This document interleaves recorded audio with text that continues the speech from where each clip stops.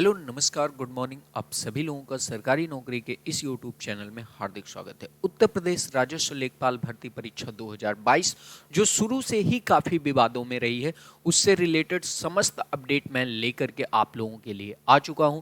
तो अगर आपने अभी तक चैनल को सब्सक्राइब नहीं किया है तो फटाफट चैनल को सब्सक्राइब कर लीजिए।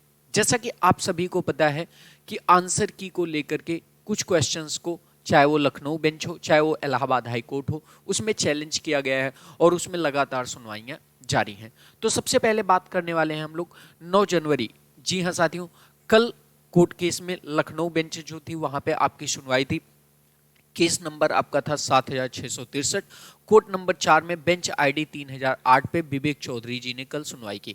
इससे पहले आप लोग ध्यान दीजिएगा, इससे पहले इस केस की सुनवाई आलोक माथुर जी ने की थी। आलोक माथुर जी यानी कि कल आपके जो जज थे वो चेंज हो गए हैं और यहाँ पे विवेक चौधरी जी ने कोई बहुत बड़ी अपडेट्स नहीं दी है। इन्होंने अगली सुनवाई यहाँ पे अगली डेट घोषित कर दी है सुनवाई की 25 जनवरी, यानी कि जी हाँ साथियों, लगभग आपका 16 दिन की इन्होंने डेट दे दी है। और यहाँ पे अभी तक जो आर्डर आईडी है, इन्होंने कल क्या कहा वो अपडेट्स नहीं हो पाई है।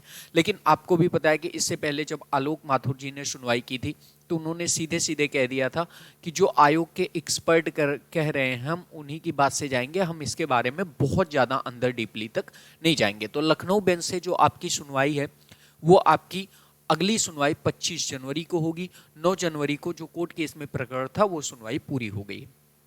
जबकि आपको पता है कि कुल 7 प्रश्नों पे चैलेंज किया गया था और इसी को लेकर के प्रयागराज हाई कोर्ट में भी सुनवाइयां जारी है। यहाँ पे जो प्रयागराज हाई कोर्ट है वहाँ पे आपकी जो अगली डेट लगी है सुनवाई की वो 18 जनवरी लगी है। तो यहाँ पे एक लखनऊ बेंच जिसमें नेक्स्ट सुनवाई आपकी 25 जनवरी है और लखनऊ प्रयागराज हाईकोर्ट जहां पे अगली सुनवाई आपकी 18 जनवरी को होनी है। और दोनों में क्या किया गया है, आंसर की को चैलेंज किया गया है।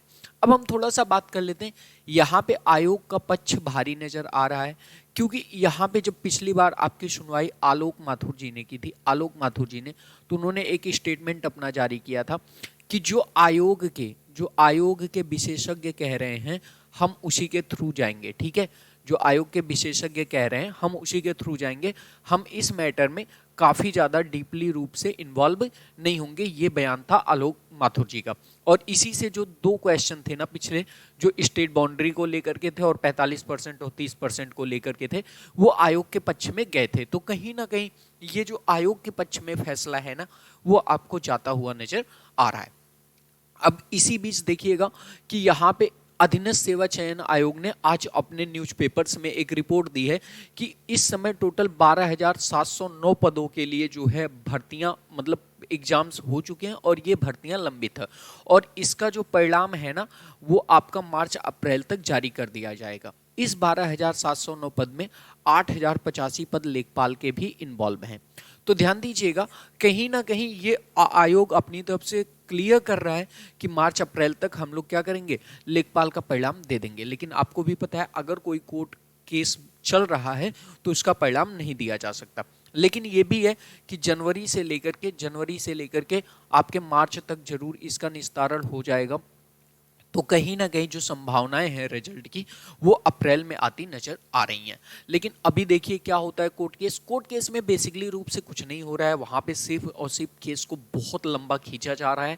ठीक है, नेक्स्ट डेट पे डेट मिलती जा रही है आंसर की को लेकर के। तो अभी क्या होता है और कैसे होता है, इसके लिए लेटेस्ट अपडेट के लिए बने रहिए हमारे चैनल पे। फटाफट सब्सक्राइब कर लीजिए, बेल आइकन दबा दीजिए ताकि कोई भी लेटेस्ट अपडेट हो तो आपको जरूर मिले। Thank you, bye bye, take care.